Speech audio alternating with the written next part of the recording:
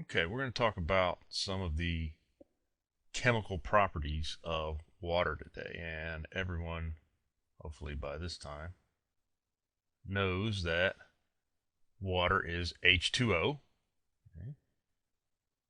And the H2O description of water tells us about the chemical structure of water. And water molecules consist of an atom of oxygen, and it is bound to two atoms of hydrogen. And so a water molecule pretty much looks like this.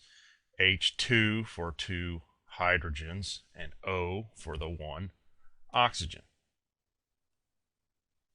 These solid lines connecting the atoms together represent what we call covalent bonds. And they result from the sharing of electrons between this oxygen and this hydrogen, and between this oxygen and this hydrogen. Covalent bonds hold molecules together, and they are, relatively speaking, very strong bonds. And we're going to talk about a different type of bond that's not nearly as strong, but is significant in that it gives water certain properties. So before we get into those bonds, which are called hydrogen bonds, we need to talk a little bit more about the structure of water and how it behaves. Due to the structure of these atoms here and the differences between the oxygen atom and these hydrogen atoms, water molecules have slight electrical charges on them. And the nature of these charges is they are positive at the hydrogen ends of the molecule, and they have a slight negative charge at the oxygen, let's say, corners of the molecule. And so on each end, you got slight or partial positive charges, and we use the Greek letter gamma to indicate that they are not full charges in terms of chemistry, but they are slight charges. So these water molecules are slightly positive at the hydrogen tips, and they are slightly negative, okay, put parentheses, okay, at the oxygen, let's say, corner. Now, because water molecules have these slightly different charges on either end of this molecule, we say that water molecules are polar in nature, in that they have a negative pole and they have a positive or positive ends of the molecule as well. So we got a negative and a positive pole, much like a magnet. And since there is a difference between the poles in terms of charge, we refer to it as a polar molecule. So water is polar. Okay? H2O is polar, and that gives water certain properties. Opposite charges attract each other, and so when a water molecule is near an additional water molecule, here, let's draw a second water molecule here, there's an attraction because of the partial charges. Opposite charges attract. Everybody's heard that opposites attract before, and that the origin of that phrase deals with magnetism. Opposite charges are attractive to each other. And so keep in mind that we've got these partial charges here. I'm going to get them out of the way so we can talk about what comes in next. But we've got a partial negative charge, and maybe I'll go ahead and put a negative right here and a positive here.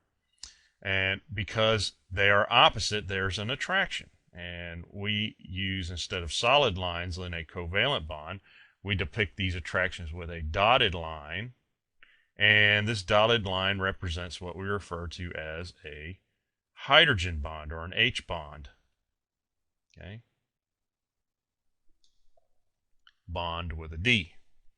So water molecules have these attractions between each other. If there's another water molecule over here, it's going to be attracted to that end. And up in this area, there'll be attraction to an additional water molecule up in here. Now, when you have some water, you're going to have lots and lots of these molecules in close proximity to each other.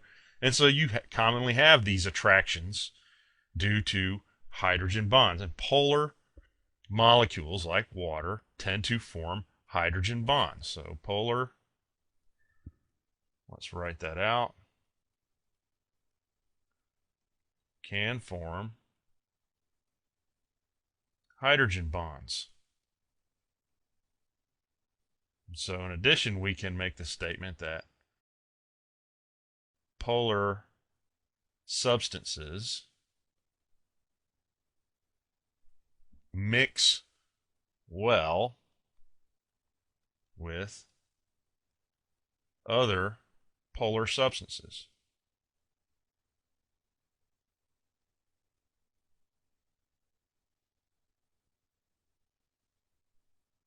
Now, because once again these water molecules are all polar, this gives water certain properties that are essential to understanding how plants uptake water. And so we need to talk about a couple of concepts here, three as a matter of fact, and they are all due in one way, shape, or form to the polarity of water molecules and their ability to form hydrogen bonds.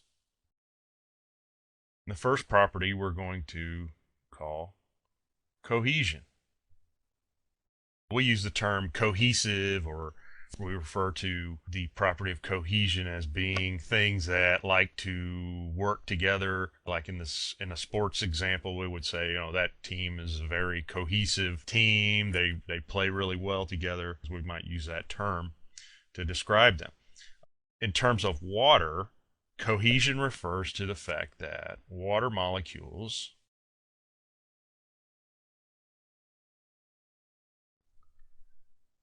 tend to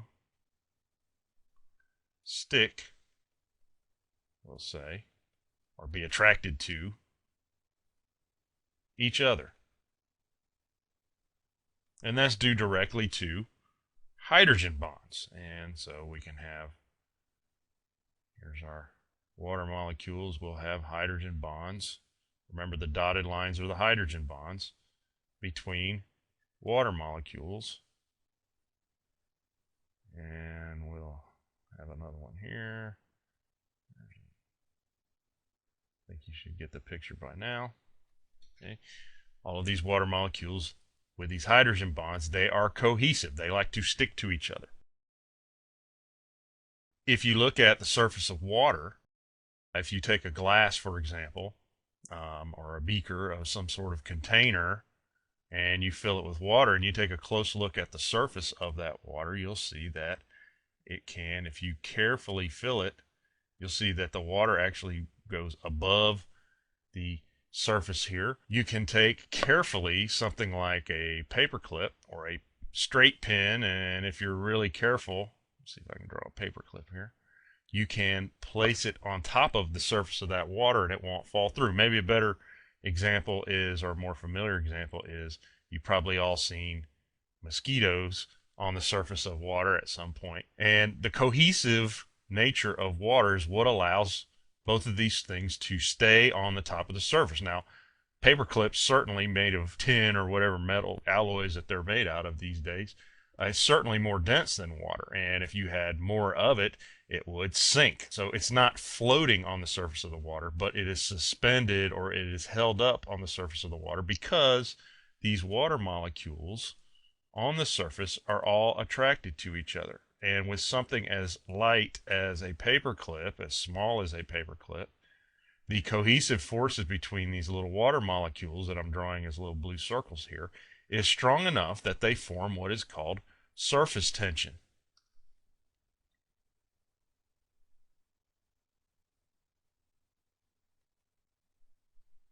So they allow the mosquito or the water bug or whatever it is we're talking about, the straight pin or paper clip, to stay on the surface of the water without falling through, because of the attraction or the cohesion between the water molecules on the surface of the water.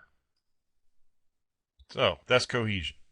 Another property of water is referred to as adhesion. And we talk about adhesives, and we would describe adhesives. If I asked you to list some adhesives, you'd probably say glue or tape or something like that. And basically, adhesion refers to the fact that water molecules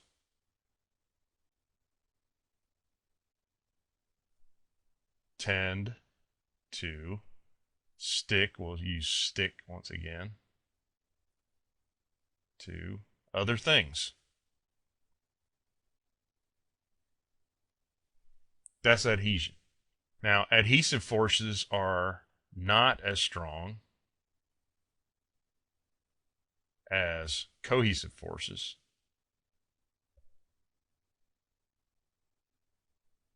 But they are significantly strong that they give water certain abilities. In conjunction with cohesive properties of water, they do some sort of unique things.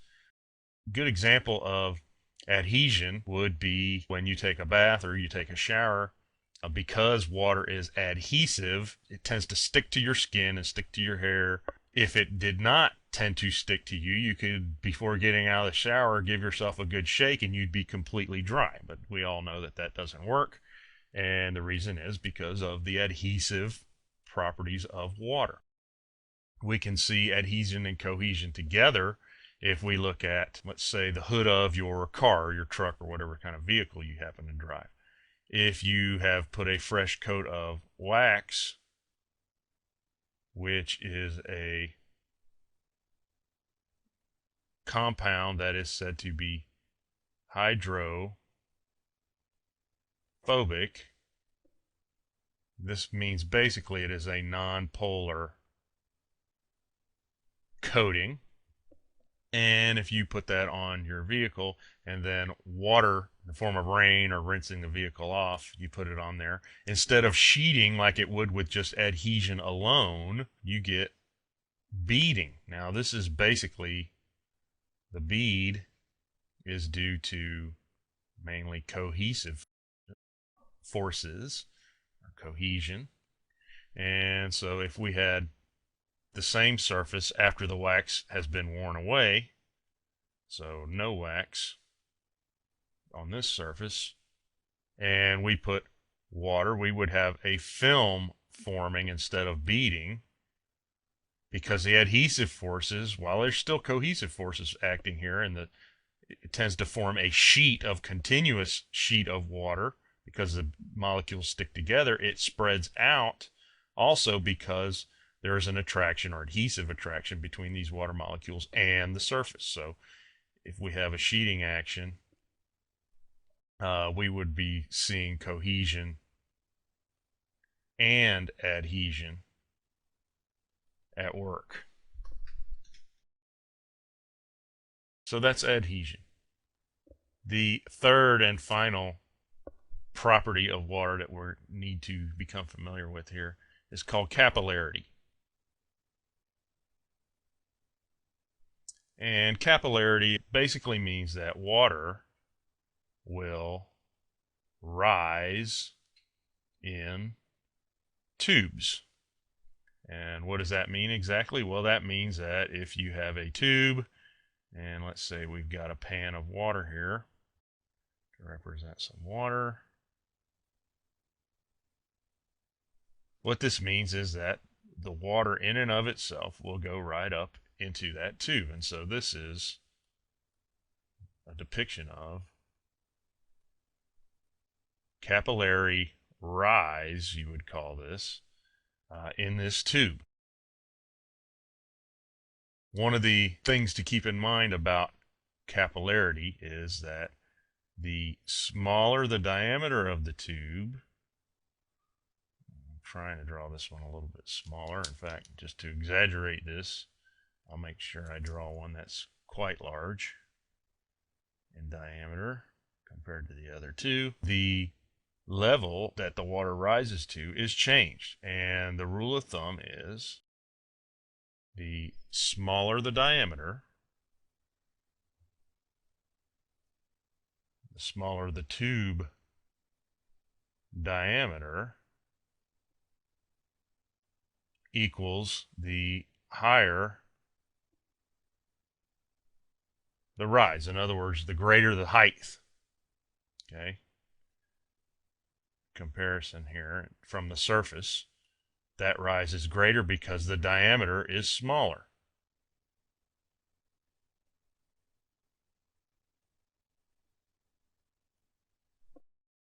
The water does that all by itself. You may have at one point or another during a doctor's visit when you were a kid, they want to take a blood sample, and the nurse or whoever, they've got a little device that basically pokes a little hole in your fingertip and they'll squeeze out a little drop of blood on your finger. Okay. And the nurse will come to take the sample, and they take a little plastic tube, a very small plastic tube, and they touch it to the blood drop. If you've ever had this done, what happens? Well, the blood goes right up the tube all on its own without any help from the nurse or any other kind of device. And the reason it does that is because of capillary action. Blood is predominantly water, and so it rises right up the tube without any other help whatsoever. And that's what we call capillarity.